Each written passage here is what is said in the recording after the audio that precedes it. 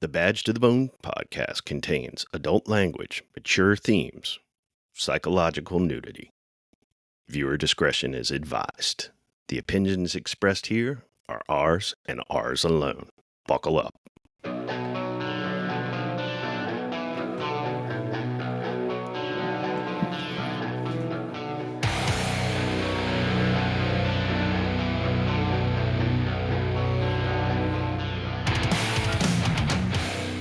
All right, welcome back to Badge of the Bone podcast. I'm Denny. I'm Al. Al, we got another episode. Yeah, we do. I think it's going to be a good one. I know it's going to be a good one. I'm excited. All right, let's get on it. I've given up on society, up on my family, up on your social disease. I've given up on the industry, up on democracy. Hey, Al. Hey, Denny.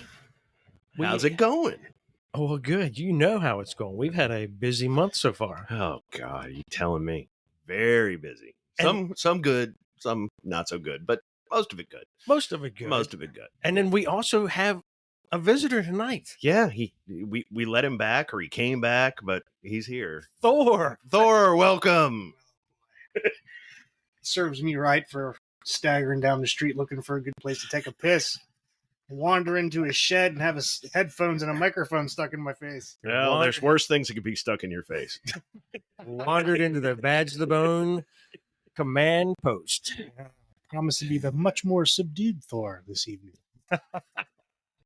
But yeah, it's been a busy month. You know, we had and I think we told everybody we were going to Dover, Delaware. Yeah, and that actually that was a nice event. Man, it really was. It was the Jeepers Back the Blue event up at the Dover Raceway. Now, we didn't take the Jeep around the racetrack. We should have. I think next year we're going to have to pay the donation and do some laps on the racetrack. Yeah, but we did have that thing packed to the gills. Oh, I mean, that's an understatement. It was worse than a clown car. Yeah. I was afraid when you opened the door, all this shit was going to be flying out the door, knocking me over. It's like, oh my gosh. So Are you okay, Denny? I got it. It really was the how much can you pack in a damn Jeep Wrangler? Apparently a lot. And then I bought something pretty big there too. I bring this thing back. It's a Jeep event, so they got cool Jeep shit. And I've been looking for something to hang the Jeep doors on. But I'm just sitting there when you roll this thing. I'm like, what? And it was a rack. I mean, it's wheeled. You can wheel it. It's like where you put your doors on it, hang them up when you know, so they're safe in your garage. And I'm like, I got to get it. And I did. And I wheel it back. And Thor Al's got this look on his face like, where the fuck are you going to put that? Is this going to ride all the way back to RVA in my lap? I was waiting for him to say, where are you going to put that? Bend over and I'll show you. But you got a lot of nerve. But I was worried bringing it back. I'm like, oh gosh, how are we going to get this thing in here? Because we were, like you said, we packed to the gills. Yeah. But it was good. Yeah, and we stayed at a casino, which we did. I have not done in a very long time. You actually won a little bit of money. I did. I won $120 playing the old lady slots. I didn't know. Shit, I lost mine and withdrew more and got in trouble. Al, does your wife listen to this? You think she listens to it? Al did good. He walks in with like $20, and next thing you know, he's walking out with 120. I'm like, jeez. Yeah, and that's when I said, I'm done. I'm going back to my room and drinking my bourbon. Very smart. Did Very good. smart. But the event was, I mean, there was a ton of Jeeps. Yeah, there were some really good ones too. A lot of really good ones and a lot of good vendors. Yeah, a lot of good vendors. And there were a lot of Jeep vendors, of course, because it was a Jeep event. But there was a lot of just fun. There was a couple of good firearms vendors. Yep. They weren't selling firearms. But Delaware Tactical was there. That was kind of cool. Yeah. And some good organizations that were there. Definitely some good organizations. We got to speak to some of those organizations. Yes, we did. We couple that were just really kind enough to speak to us, tell us what they do, tell us about their organizations. And I think we got a couple of those queued up. And we do. We did some recording there on scene, which was pretty good.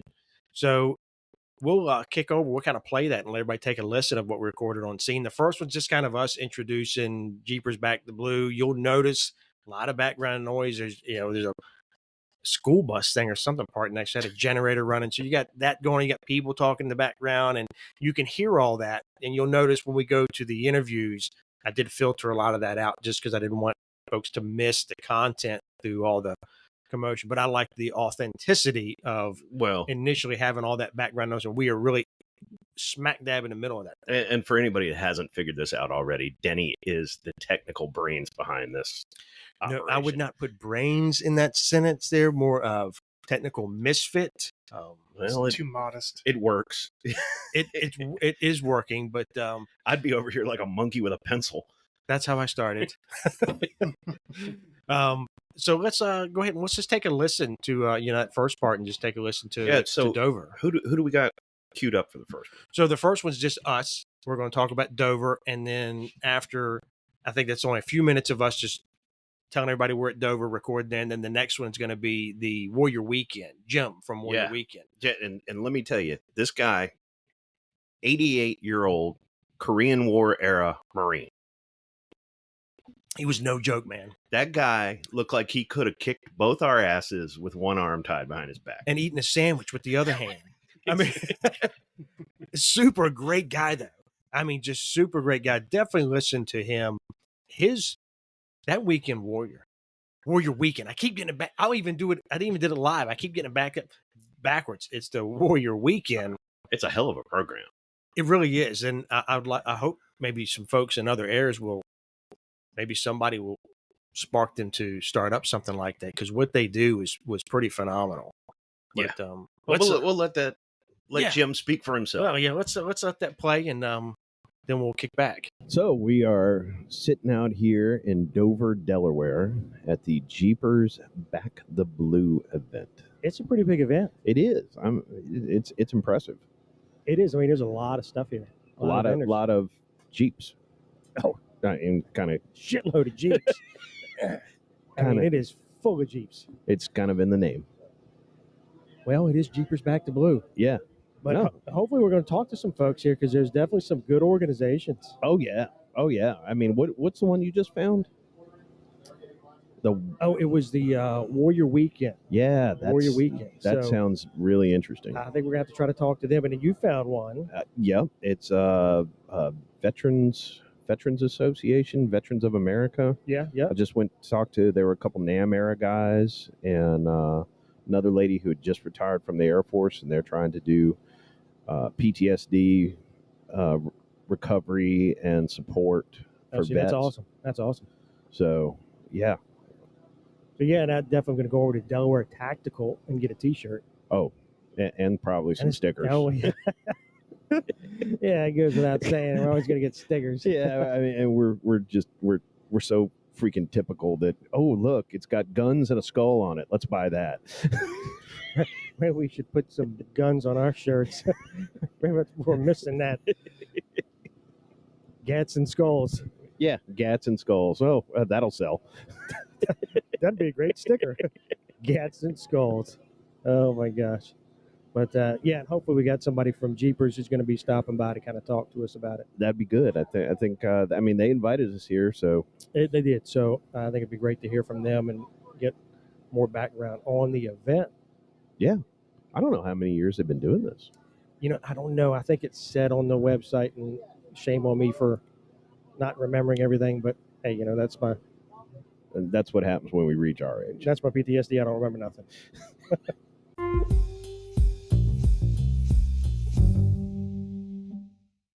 All right. So, Denny, yeah, we have a really nice gentleman that's agreed to sit down and talk to us about warriorweekend.net. Yes, we mentioned that. We were anxious to hear about Warrior Weekend, and we have Jim with us. And Jim, is it Lafferty? Lafferty. Yep. Lafferty. Mm-hmm. Awesome. And you run Weekend Warrior. Yes, sir. So before we went on, we learned a little bit about your program, but why don't you tell us here what your program does and how you got started? The mission of our program is to take care of the troops that have been wounded, injured, on active duty troops. These troops are presently in the hospital, military medical facility, and they're in the process of getting better and getting back either to their outfit or being medically discharged from the military. what we do is we run 7 weekend trips a year during the summer months. Actually, the spring through the fall, and we don't do it in the wintertime because of the weather in the Northeast is pretty unpredictable. Yeah, Really. But what we do is we take them out of the hospital, and we take them to different venues on the East Coast here. We take them to Chickatig, Virginia. We take them to Rehoboth Beach. Oh yeah. We take them to Philadelphia. Beautiful. We take them to Hershey Park, Pennsylvania. Oh right. So what we do there is we take families. We want the troops and their families to get away from the military and the hospital environment for a weekend. And just enjoy themselves. Just to relax and enjoy themselves. It's a 4-day weekend. It's Thursday through Sunday. That's awesome. Next weekend we have about, including the troops and the families, we have about 18 people that are going to Chickatig for the weekend. That's a nice area. And that's one of the most beautiful area. parts of Virginia. Now, the whole idea is get them out of there, and we pay for everything. It costs them nothing. Wow. We pay for their room, their meals. Sometimes we also have different events and different activities planned for them if they want to participate. If they don't want to participate, they'd rather spend time with their family and reconnect with their families, that's their choice. And it's not regimented or structured. The weekends, we don't want to do that. So you keep it as relaxed. As relaxed and laid back as they want it. See, that's good. I think that's important. It is important because they really want to spend time. A lot of these troops that are recently in the hospital, they haven't seen their families for a while.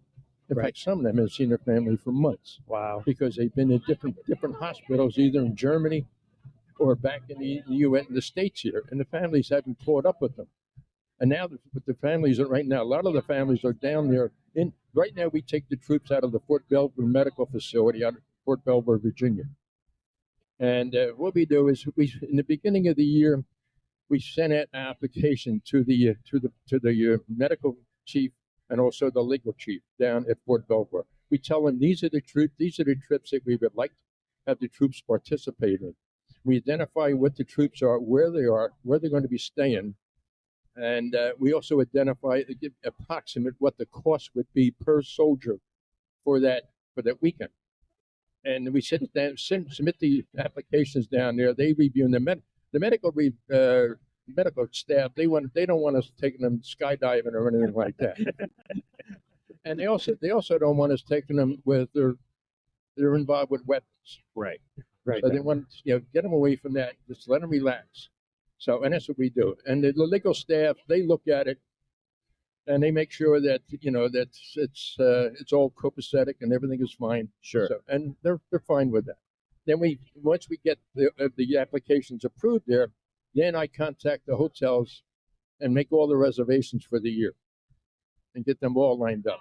And what we do is we normally get reservations for 20 to 25 people. And what we do is we give each soldier a room with 2 queen-size beds in each room. And if they have a bigger family, then we get another room for them. And we don't know that until they sign up.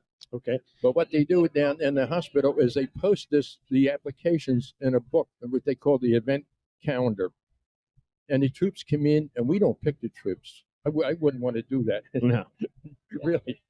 They pick us. Right. Okay. They go through the book and check out what we're going, where we're going, and when we're going to go there, and they sign up for it.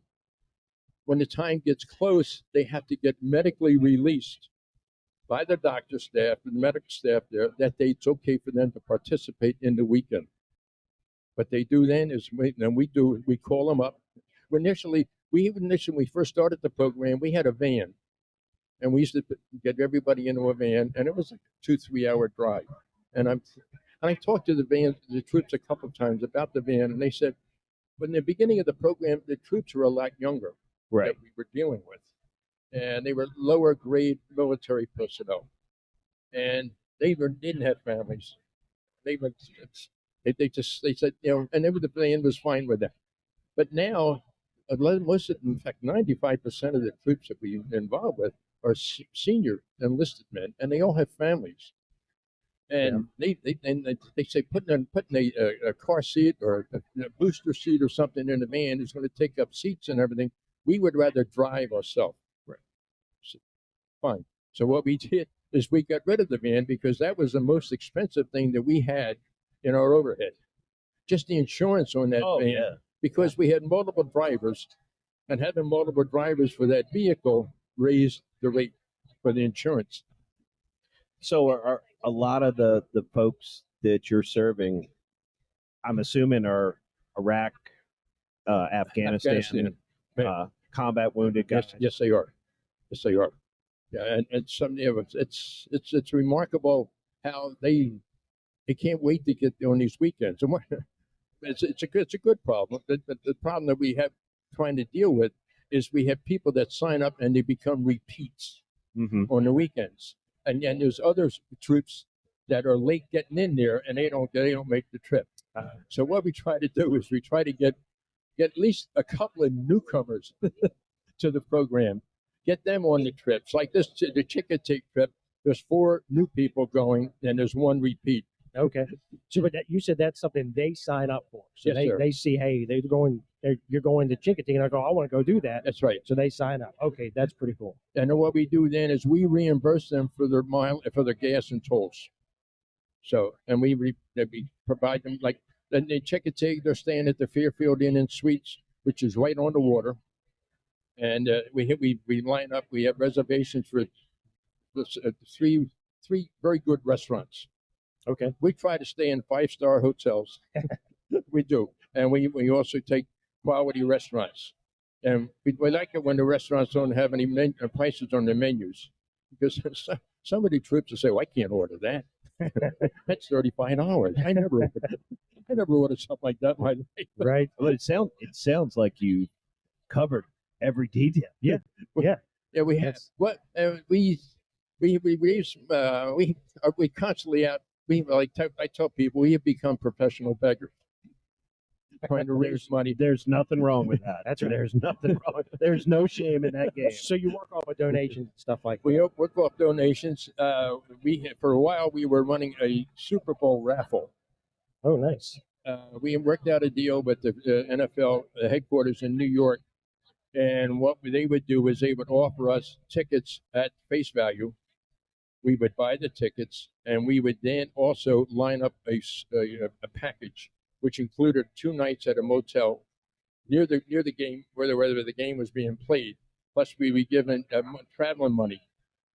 So we did very well with these raffles. But then again, the NFL decided that they weren't going to pay much homage to the American flag, and the NFL got out of control. Yeah. Yep. And what happened was our base for that was football people. Right. Football people are conservative people, and they love the flag. Yep.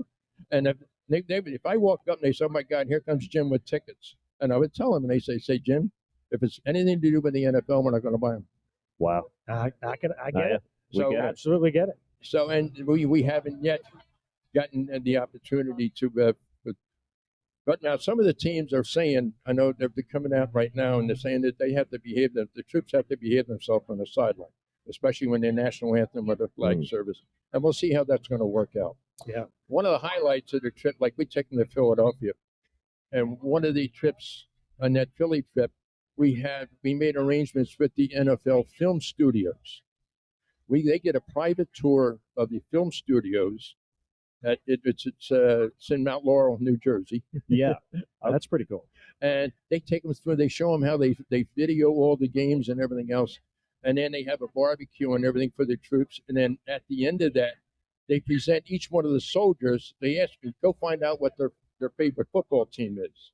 So then the NFL presents them with a regulation professional helmet of their favorite football team. Wow. That's pretty awesome. So if you get an opportunity, check out our website at warriorweekend.net. Well, we are definitely going to put that up. But how long has your organization been around? We started in 2007. Okay. Yeah. And this is our 16th year. And are y'all a national organization? No, we're just one small little outfit operating out of a P.O. box in Harbison, Delaware. Okay. Wow. You're doing that much with that little. Yeah. It's just phenomenal. We have roughly 10, 12 people in our organization. Wow. And that's it. Oh wow. And most of us are veterans. Right. Most of us are all associated with the American Legion in one way, shape, or form. Either as we have some females and they're part of the auxiliary of the American Legion. We have some younger people that are part of the SAL Sons of the American Legion, and the people, they work together like they really do. They love what they're doing. The thing that is the most, and none of us get paid. Nobody gets any salaries whatsoever on the program. They all do this out of the goodness of their heart. And the thing that their payment or the reward that they get from doing this is watching the smiles on the faces of the troops and their families. Like just to get away from the weekend. Yep. And that's what that's what we keep telling people. We're all about putting smiles on the faces of these troops because a lot of them haven't smiled in many months. You were really doing some remarkable work. No, I'm kidding. Absolutely. I got another story to tell you. One of the games we had at the Phillies, the Phillies have been very good to us. We take them to the Phillies every time we get up there, and they give the free tickets for the games and what have you, and they also provide meal coupons and what have you. But one of the years that Cole Hamill was still with the Phillies, he invited the troops down to the field, to meet the team and everything else. And then what he did is he gave each one of the troops. Cole Hamill had a program about veterans. Okay. And he had a special Phillies jersey that was camo. And on Nice. the back, it said Camo's Heroes and his number. So we were all sitting across the row in the stadium there, waiting for the game to start, being down on the field and what have you. And down comes this dude, and who had obviously been tailgating quite a while. And he looked at the shirts and he said to this guy sitting on the end, who was an old salty sergeant, he said, "Dude, how do you get one of them shirts?" And the guy said, "Not a problem. You got to get shot." Well, needless to say, the look on this guy's face was classic. He just turned around and took off. Oh, I love it. And about a half hour later, he shows up with the beer man and brought everybody in a row with me. That's great. That's awesome. That is awesome. That's great. Well, we will definitely put your organization's information up, share it with as many people as we can, because I mean, this is really something that is worth supporting. Yeah, that's a really special organization. Really, It is. it's just awesome. Like I say, we're small, and but we love where we're going. Well, you are really doing the Lord's work. Yes, that's sir. for sure. Thank you. And Jim, we understand you're a veteran yourself. I am, sir. Veteran Marine Corps. Marine Corps. Yes. All right. Wow. Korean War. Did I hear right that at the end correctly? of Korea was when I got in. Wow. Wow. Yeah. Mm-hmm. Well, thank you That's a for while your back. service. Well, hey, you still look great. So Yeah. Thank you, sir. thank you for sitting down with us. Oh, Yeah. Thank you for the opportunity. I really appreciate No, it. we appreciate it. We're going to get that out, and definitely weekendwarrior.net. Warrior Weekend. Warrior Weekend. Sorry, Weekend Warrior. Getting backward already. Yeah. Warriorweekend.net. So definitely everybody needs to check that out. Yeah. There's also one thing on the Facebook page that you'll find is we ask the troops at the end of the weekend. We give them a comment sheet. We ask them, fill out this comment sheet. Let us know what you thought of the weekend, and if there's any way we can improve the weekend for you guys and for the other soldiers that are coming up. And just read some of the comments about what this weekend means to them to get away from the military and away from the hospital and get time to spend with their families. Oh, that's good. I love it. Yeah, that's good stuff. Yeah. Jim, So- thank you so much. Jim, My thank you. pleasure. Thank you. Appreciate it. Yeah, so that was Jim. Yeah, Warrior Weekend. truly just an amazing guy and, Yeah. and just an amazing organization. That's just such a great idea. Not only is it a great idea, but the fact that they can actually pull it off with the Yes. resources Yes. that they're getting. I mean, they're just individual donations. Yep. And being able to bring all that to bear. Oh yeah. It's a lot. It was great to talk to him and his organization. Definitely look that organization up online. Yeah. Check them out. If you're looking to donate somewhere, that is definitely a place. And I know we bring up a lot of organizations to donate to, but there's just a need. All these organizations are great. There's a need for them. Mm-hmm. And the next one coming up is another one that's really good. And you found this one there. Yeah, so we're just kind of taking turns walking around and seeing what's what and talking to people, and I ended up running on this group, Veterans United of Delaware. Yep. And some grizzled old characters around their mobile office. But talk about like salt of the earth. Couldn't have been nicer. Talk your ear off. Just great. Super genuine folks. Yeah, great old guys. And they're mostly it's vets from all eras. Yes. But the guys that were running it were mostly NAM era. Yep. Vets.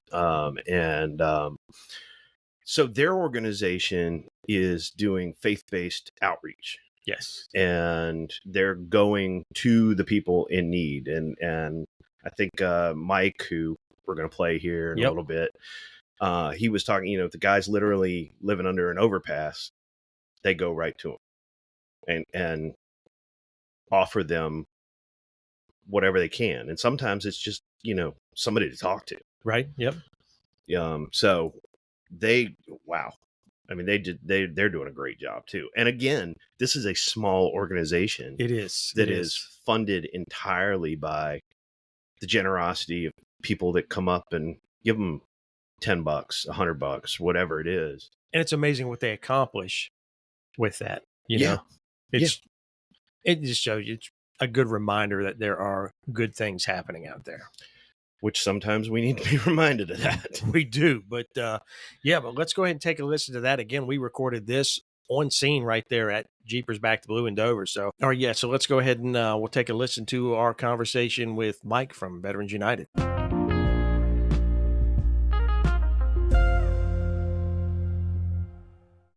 All right, so I see you brought somebody with you. I have kidnapped some more folks. You've been roaming to talk around to and us. you brought somebody. Yeah, well, Who's here? I ran across this gentleman, Mike, who has joined us with the Veterans United Outreach Program. And we were talking real early this morning, and I was really interested in what they had to say. Yeah, I remember you mentioning that. So great, man. Mike, welcome. Thank you for having us. We definitely do appreciate it. And I think Mike's got somebody with him as well. Do you want to? I've got Kathy Steele with me, who's been my treasurer for 22 years. And then I've got Karen Brown, who is my second vice, who has been with us just 1 year. Welcome. Welcome all. Welcome all. So tell us about your organization. How long have you guys been around, and what kind of services do you provide? Okay, we originally started as a grassroots organization years ago, and we worked under the King County chapter of Vietnam Vets here in Delaware. So for 17 years, we were kind of an independent committee under them, and they pretty much let us do things the way we wanted to. But hanging out with Vietnam Vets for 17 years, that taught us an awful lot, working the streets and everything else, and that's what we do. Our office is actually a 24-foot converted mobile cargo trailer, but it's a resource center. We have no building. We go to the vet. They don't come to us. And our whole philosophy is to reach out to a veteran or civilian, for that matter, but we cater to vets and military, physically, mentally, emotionally, spiritually, because we're faith-based.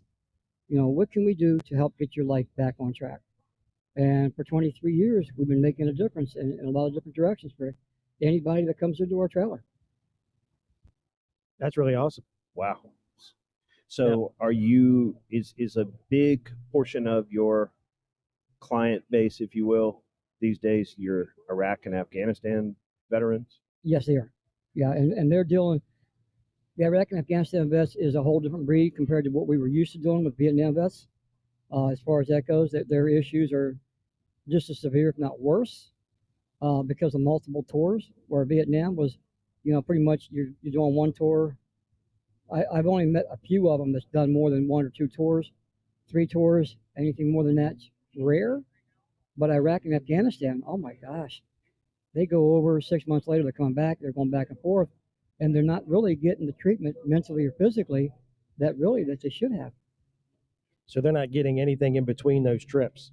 No, everything that I've been told by these men and women in our service have always told me they're supposed to be having a interview type thing before they're leaving country, when they get back to the States, 6 months and then a year later. Okay, 6 months and a year later, they're pretty much back in theater. I've been dealing with one gentleman for a couple of years now that's been over there 7 times. Jeez. Yeah, so I mean, they're not getting the chance to mentally heal and to totally unwind. So yeah, I mean, it's these men and women here that ever since 9/11, like I say, it's a younger breed, it's a different breed, and they're dealing with some pretty healthy issues. And one of the things that we try to do is encourage them to get into the VA system to find out what kind of benefits they have for the PTSD and everything else. Get plugged into a veterans organization, and we can figure out where you want to be. American Legion, VFW, DAV, it does not matter. They're all great. And that's something we tell folks in the law enforcement community. Every organization, every service is not necessarily going to be the right fit for you. Correct. And find the one that is. Yeah, and because of the fact that we are faith-based, I've always told people that if you go ahead and get plugged into a vet group, you get plugged into a church, whatever denomination you believe in, whatever you believe in, whoever you believe in, I can almost guarantee you your life will be a whole lot better, especially when you get to be my age. And at my age, that's pretty much what's kept me going. So yeah. And you were Air Force, Vietnam era. Air Force retired. I joined up in 73, retired in 93. Well, wow. Thank you for your service. Thank you. 20 years active duty time and 23 years as a volunteer helping turn lives around. That's awesome. Now, how is your organization funded? Actually, we have an auction coming up here pretty soon to go ahead and do all that. Kathy is our chairperson for that event. I work for her that day. Okay. And she runs the whole thing on that. And we do a gun raffle along with a couple other items that we run throughout the year. But the drawing is done that night of the auction. And we get donations every once in a while from other organizations and stuff like that. And because the fact that we are also the outreach program for the state of Delaware, the VA, they kind of help offset a few things for us to help us out. We're in negotiations on redoing a contract on that. We'll see how that rolls out. And the nice thing is it's a partnership. I don't work for the state. We do not work for the state of Delaware. That's a good thing. Yeah. And with being grassroots in Delaware, we don't have to wait for a national convention to change our constitution and bylaws. We just made some pretty serious changes to our program the first of the year to bring in another officer, include active duty military and that's not veterans, and all that. And we can do whatever we want to. We wrote the rule book. As long as we don't change our tax status, we're good. So as long as we dot our I's and cross our T's and make the IRS happy, we're good. So basically, whatever it takes to get help out to those that need it. Yeah, and our philosophy's always been we go to the vet. We started this program on the streets in Dover 22 years ago, and that's where we found out where it's needed. We go to the vet. You don't come to us. Like here at the GFAL program, the connections that we made here today, just alone, have been fantastic. This has been definitely a fantastic day for us and our team. The veterans that we've helped out, the veterans that we talked to, the organizations, including like yourselves, some other groups that we plan on continuing our relationship with after today, has been fantastic. I mean, it's been probably one of the best ones we've had this year. Thank you. Yeah, that's a good deal. Thank you very much. Now, do you have a website as well? No, we do have a Facebook page. Okay. We haven't had anybody really to go ahead and figure out what to do with the website. Sure. Yeah. No. It's we are a small team, about 20, 30 people as a core group, but we have a huge heart. And like I've always told people, I don't promise you nothing. I don't guarantee you nothing, but we got a good track record of getting things done. Well, I mean, I could see that heart, and that's one of the reasons Yep. that I told Denny, I said, "Oh, we got to get them over here. We've got to get them to talk for a little bit." Well, we definitely appreciate the opportunity. Thank you very kindly. Thank Absolutely. you. So Well, Facebook is yeah. Veterans United Outreach. Is that how we find you on Facebook? Yeah. all right. Veterans United Outreach of Delaware. And we will get that up, and we will share that with our audience. Hopefully, somebody maybe kicks in a little bit to help you guys Well, out. and if there's anybody out there that would like to try something different, take a look and see what we have, and start something in your own hometown, your own state, your own county. That's what we did. That's good advice. Yeah, It's excellent. I mean, we are our brother's keepers. and we are. Mike, thanks so much. Thank you very kindly. Thank we you. do appreciate you having us. You betcha. All right. Appreciate it. Thank you. Thank you, gentlemen. Bet. Yeah, so that was Mike from Veterans United. Guy's a hell of a guy. He is Hell good of a guy. I'm glad we got to speak with him. He probably would have sat there and talked with us for a couple hours, I think he would have. but he was a blast. He was, I enjoyed it. So. and he was really comfortable talking to us. Oh yeah. Yeah, I went over there. I was like, "What? One of y'all want to talk to us for a little bit? Tell us about what you know." Oh, I did. Yeah, Came right on over. Yeah, sat right down next to us, picked up the mic, and he was rolling. So that was good times. I was like, "Is this your first time?" No, he was great. He was great. So, yeah, so that was the Jeepers Back the Blue event. Hopefully, that's something we're going to be going up to again. Definitely, I think we need to do that again next year. Yep. So, so here we are, and it's episode 5 now. 5. Yes. So Of season 2. Still amazed we got a season. Still going. Still amazed we finished season 1. Right? Yeah. So we've it's been busy. It has. It's been busy. I mean, it's been busy like for work. It's been busy for Yes. family. You know, I did a little vacation down in Atlanta. Came back. Kids starting school. Yeah. So life has been busy, but Yeah. this has been busy. This has been busy. This has been a busy month for us, and it's continuing to be a busy month. And it's getting busier because this past week, and we had the Department of Criminal Justice Services, DCJS in Virginia. They host the Impact of Trauma Conference, which they do down towards Virginia Beach. And both Denny and I were supposed to make this conference. Due to circumstances outside of my control, Denny attended this. I did. And and this is not your first time. No, I've actually gone just about every conference since they've started it. I think I've maybe missed 2. I know I missed last year, and there was one other one I think I missed, but I think it's been going 9 years now. I'm increasingly convinced the universe does not want me to go to that. Yeah, you have bad luck right around that time every time. Well, you know, my agency wouldn't send anybody. Yeah, no, that's just horseshit right there. 'cause Wouldn't send anybody. It's an incredible conference. Yeah. Incredible conference. So, but you went. I did. And the whole time you're down there, we're communicating back and forth and stuff. And I said, hey, you know, keep a lookout for this or keep a lookout for that. No, I found this and I found that. And so you come back and, man, we may have some interesting people on this show. Yeah, no, we've got a lot. You know, there's so many connections to be made there, and the presentations are so fantastic. The gentleman that puts on that runs that Impact of Trauma, I'm hoping we'll probably have him on. Mm-hmm. But you know, he wants to go through the proper channels before he gets on here and talks about it, representing, you know, Department of Criminal Justice Services. But I'm confident. I know his manager. I know who he works for. I'm confident they're going to be all about him coming on and talking about it and promoting it. But he does a fantastic job of getting just the most amazing guests and amazing speakers and presenters. And that's why I go every year, because, you know, it is the Impact of Trauma, and I want to say the mission is the same, but it's not the same conference every year. Mm-hmm. There's a few repeat guests here and there, but for the most part, it's different guests every year, and they're always fantastic. So I hate to miss it, but this year, again, did not disappoint one bit. And I won't throw out all the names yet, but there was, when I made another good 4, 5, 6 connections there with folks that were all eager to come on Badge to the Bone.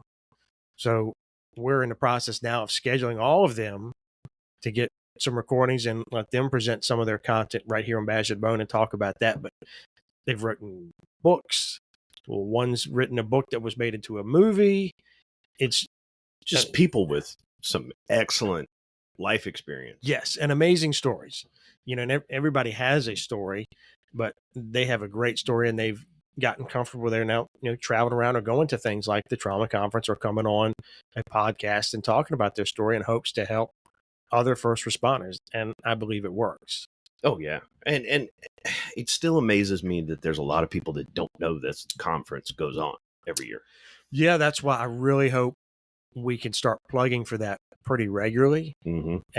And next year, the plan is, as long as they get approval, which I'm sure they will, make sure my friend comes on and talks about the conference, kind of gives, you know, a rundown of what's to come, what's going to be in the conference, and really promote it even more. You know what I'm going to say? Twice a year. Oh, well, that would be great. 2 or 3 day sessions twice a year. I mean, that would be great. I mean, it used to be just a 2-day. In fact, I think it was really like a day and a half, and now it's up to a 2.5-day Mm-hmm. conference, and it's pretty good. I mean, we stayed at a right there on Norfolk, right Mhm. there in the Waterside district, so it's really awesome, and it's free. Yeah. And if you're active law enforcement, you get credit. Mhm. You get your training credit. You get a pick form at the end of it, so you get hours of training towards your career development. And if your agency is really in a bind and they can't pay for your hotel, They offer lodging. they did that. So they do what's like a lodging scholarship, and you apply, and they can only have so many rooms, but it behooves you to apply for that early and register early. But they have that lodging that's available. So then if you get the lodging, then you get to travel there, and it costs you nothing. You stay at the Mhm. hotel for free. You go to the training for free. Lunch is provided. Only thing you got to really take care of is your breakfast and your dinner. Yeah. You just got to get your ass out of bed every morning, go downstairs, Yep. go to the conference. That's it. But it is great. And Thor, I'm telling you, it's awesome. I wish you could have been there with us. Yeah, I mean, free lunch. I mean, that's how usually police officers get. That's usually how police officers get roped into doing these things anyway. Yeah, maybe they need to advertise the free lunch a little more and kind of put that at the top.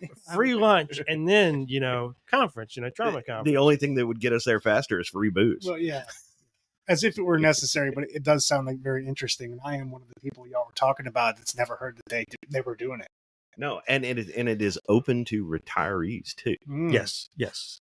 And I believe they're working on opening it to all first responders. It's been mainly focused on law enforcement, but I believe they're working to really open that towards all all first responders. But that's still not all we have in store for September. No, because next week, so will be September 23rd. Yep, Saturday the 23rd. And we will be over in the short pump section of Metro Richmond at the 511 Tactical Store for the VALE Foundation Wellness Conference. Yes. And we had Greg from VALE on Yes. the last episode, and he talked about that. He's definitely a fast talker. We'll have him on again. He talks fast, but he talked about the VALE and the wellness event. He really put that together, and he put it together quick. But Yeah. there's a lot of participation. I was actually really impressed with the participation that was coming to that, and the formal agency participation. Yes. Yeah. That was coming out. Now it wasn't. We have a lot of agencies in this area, so it wasn't many, but the ones that did come out. I mean, kudos to them for doing it. Yeah, I'm hoping there's going to be a good turnout. That's a good sign that these wellness events are being taken seriously, and people are seeing the value of them. Yes. So, but we're going to be there. We're going to be set up. Our tent's going to be there. We're going to be set up. We're going to just kind of be sitting there. And we're going to be rigged up to record remotely again. So we are encouraging, if people want to come up and talk to us, people want to share their stories, have something they want to say that they possibly want to go to air, that would be a great time. And hopefully the weather holds up. I'll ride the bike out there and visit you guys. I would hope you would do nothing less. I would hope so. Yes, please do. But most folks have a story or something to talk about, and we are a great platform for that. So definitely stop, say hi, and we'll kick on the mic. Well, you can even come over and tell us we suck. I mean, fair is fair. I mean, if you want to come hurt my feelings, that's fine. But you're assuming we have a feeling left. Well, this is true. This is true. But hey, at least it's feedback, Hey, feedback is feedback. Good, bad, or indifferent. It's feedback. So. No, but I mean, we really do want to hear from people at these events. What people up in Delaware were like, well, what do you guys talk about? What do you guys do? And we had a lot asked that. And it was, because I think even a couple times we had to think about it. And it really boils down to, we just want to be a platform for people to feel like they can share their experiences and share their stories, but also be a platform for other people that may have services to help this community. Yes. I think that's accurate. You know, we talk about some current. I mean, we're really kind of a mixed bag, but certainly our overall goal is for the overall wellness of first responders. Mhm. Because it's such an issue. It's harming so many, and it's such a struggle overcoming the wellness issues, the mental health issues. So that's the overall goal. But we are a mixed bag of ways to do that. Yeah. Now, I'll say this: a mutual friend of Kevin and I's kind of gave us some grief about like, oh, you guys are really hard on leadership. You guys are really, Well, man, you're too hard. It makes it sound like you're coming down on the profession. Well, I said, well, he kind of played in that on that ball field for a little while. So he did, and I love him dearly. But yeah, we do, and there's going to probably be an episode very soon that's going to come down really hard. well, it's funny you mentioned that. You know, yes, we do. We sometimes do come harsh on leadership or agencies. The intent's not, we're not trying to bash an No. agency. That most of these and agencies that have problems and issues, there's a ton of fantastic employees there. So we recognize that. But if you're an agency that has some issues or needs improvement, we're going to call you out on it. Yeah, we're going to bring it up. I mean, we are Southerners, but we are not going to take that Southern. We're not going to talk about the unpleasantness. Right. And if we see leadership issues, we're going to address them. We're going to bring them up. And if it hurts some feelings, and maybe Some someone that's- feelings needed to be hurt. well, for someone that's listening to it, if they're in a leadership position and feel like that it's hurting their feelings or they're taking offense to it, then maybe it's time to do some self-reflection on why you're taking offense to it. Maybe you need to take some self-reflection on your leadership, how you're leading your people. But one of the folks I met at the conference was command staff, and he brought it up. And Yeah. he's command staff bringing up the issues. So he's talking about his equals, his, other command staff folks that he's on that same level with, and the deficiencies. So, and His cocktail party invites just dried up. that's okay. He's coming on this one. So, well, Denny and Al, you just say when. Just say when. As a matter of fact, we could do a little bashing right now if you're feeling up. No, that's all right. We won't get into that. But I'm just chomping at the bit to be a part of that because it's Well, we do have a little bit of time. that bashing leadership is pretty much my forte. well, leadership needs to be addressed. It was very good to hear somebody stand up at this conference and he stood up and had, I won't say a tirade, but he kind of had an outburst and had mentioned some of these things. And when I heard him and he's fussing about issues with leadership at that command staff level, and he's at that level, I was like, that guy needs to come talk to us. So I went right up and talked to him, and he is all set. So hopefully when I reach out to him this week, we'll get him scheduled and get him on in here. Yeah. So- I'm eager to have that conversation. Yes, that's going to be a good one. But VALE is coming up 23rd. Make sure you stop by and see the wellness event. Yes. Now, Thor, Kevin, we were out this morning doing something totally unrelated to the podcast, but it was a good event, so I want to share it. Oh, it was good. You should definitely talk about it. Well, I'm going to let you talk about it. Oh, Since you came in off the street, we're going to make you talk about it. That's what happens. I'm walking around in the wrong neighborhood. That's what happens. Well, we got the opportunity. One of the guys in our motorcycle club attends a church out in Mechanicsville, and the name of it again is, you have to help me because my mind's mush, Compass Christian. Compass Christian Church in Mechanicsville, and they were holding an event for a young man that's part of their congregation that is battling pretty severe illness. And I want to say it has something to do with an inoperable brain tumor. I don't have the details, but the church is really rallying around this young man, and I think this is the second or third time they said they've gotten together to raise money. And today it was way bigger than what a lot of people were expecting. And it was basically people were bringing their cars, their trucks, their motorcycles, and it was kind of like a show for bikes and automobiles. Yeah, And, that's pretty cool. It was a good time. Everybody got to walk around and take pictures of cars, take pictures, with the cars, and just really enjoy themselves. There was food and there was drink. They did a service for everybody. There was easily yeah. 1,000 people there. Yeah, I would say there Oh was. wow, that's a lot. If it wasn't Yeah. 1,000, it was close to it. So Oh, that's pretty good. yeah. Yeah, there was, and like one of they were the young man who's ill, who was the beneficiary of this event. He was judging all the vehicles. Yes. Okay. So like one of the cars that won was a '94 Lamborghini. Yeah. Man, see, I should have brought the Mustang out. Oh yeah, yeah. 94 Lamborghini Diablo. Yeah. Oh, and what was that guy that had that Shelby Mustang convertible? I must have Oh my missed that God. one. Yeah, I'd never seen Oh, it was one, the Shelby Cobra. but I'd never seen that body style before. Right. It was probably a kit car, though, in all honesty. But it was nice. It was super nice. Oh, my Oh, so it was a Shelby Cobra. Yeah. Okay, nice. Yeah. yeah. So that's just something happened locally to kind of say, hey, Well, it is funny you mentioned that because Saturday I did go to a car show. Took my car. It was out in Goochland, the Goochland Sheriff's Office. Yeah, they did a motor show. Pretty much anything with a motor was fair game. So I brought the Shelby out there for that. I didn't know how big it was going to be, but I pulled that out. I was like, holy moly, there's some freaking nice cars here. There was some really nice rides there. Handful of motorcycles.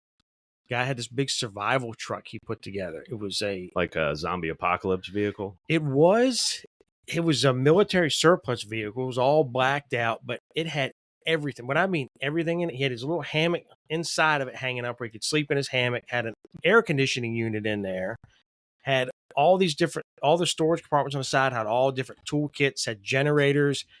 The back part of it, he had a platform built that looked like a mini deck almost. And the roof of that mini platform was all solar panel. So he's getting his solar lights. And he had a mountain bike mount on the back. On the front bumper of it, he had a mount done for his little dirt bike that was mounted up there. And then the truck sat so high, and that little, his, I guess, a little deck or whatever that he built off the back, it sat so high, he had a hammock mounted underneath that. Now, I guess when he parks, he could sit in a hammock and hang out. But it had everything. Had his solo log burning stove, had his camping grill, everything. It was impressive. It was an impressive. I wish I had snapped some pictures of that one. I didn't, but it was impressive. Did the Shelby come home with anything? No. There was some, I mean. He's not bitter, though. It looked good. I took some pictures of it. I was pleased with how it looked, but there were some serious cars. I mean, there was a guy that had I think it was either 69 Camaro. I can't remember if it was the SS or the Z28, but literally they trailer it there and then pushed it off. Didn't even start it up. So, of course, that thing is immaculate. I mean, underneath of it is immaculate. It doesn't even start. So, yeah, I mean, I drive mine. So it's going to be, the paint and everything looks fantastic. But, I mean, underneath is not going to be as clean as that guy's car because I run mine. Mine sees the roadway. Mm-hmm. But I don't even know who won because they're supposed to announce it at 1 o'clock and at like 1:50. I was ready to go home. Like that. So we didn't. So let's go ahead and go. One thing's for sure, we did not. But there were some serious cars. There were a lot of great Corvettes, Mustangs, Camaros, 68 Firebird. I think it was 68 Firebird that was there. It was really nice. Some really impressive vehicles. Well, good for the sheriff's office for putting that on. I want to say that it had to be close to 300 cars. Wow. And I think last year they had like 30 or 40. Nice. So it jumped up a bit. Wow. And then they had Page Automotive Group. They were there with their Page custom cars, and they had a Ford GT40 there. They had a Ferrari Daytona, the Don Johnson Ferrari Daytona. Not in black, it was in yellow, but it was, and there's probably only a handful of those even in existence anymore. Oh yeah, those are like 7-figure cars. Yeah, easily. I mean, that's easily probably $350,000 car. Jeez. Crazy. Wow. Yeah, that's some impressive stuff there. It was good. The sheriff's office, they did a really good job with the event. So, if next year when they do, we'll have to make sure to promote that event on the podcast. Absolutely. It was really good. But I guess the takeaway is, there is some good stuff happening all around you. Absolutely. And there's some good stuff being done by agencies like that. Yeah. Just to reach out, engage people, do something positive. Yeah. And that's a good thing. A good thing for the first responder community. Absolutely. Yeah, I mean, you don't have to go out there and do the whip and the nay and the hood to connect with the people. You could do something more constructive like a car show. Yeah. I mean, and that seemed to get a lot of could- support. We so, can I mean, step outside and do the ice bucket challenge. Oh my goodness, don't get me started. You see how I tried to push you guys in that direction? Yeah. Let's heckle this. Oh man, but we've got a lot of good stuff coming up. Yeah, we do. So the next couple episodes, I think we've got some good guests, some good solid guests that have some great content and are really to the core of what Badge to the Bone is all about. Yeah. So I'm looking forward to that. And just a little bit of a teaser. We are trying to grow this platform. We are. We haven't quite figured all that out yet, but we are trying to grow this platform. So you may be seeing us in some other venues as we go forward. But Al, that's going to wrap us up. I think we're done. I think we are. This one's in the can. It is. And in the meantime, where can they find us? They can find us on Facebook at Badge to the Bone. They can also find us at badgetothebone.com. Also, shoot us an email. We are badgetothebone@gmail.com. But until then, be safe And be well. It ain't no mistake.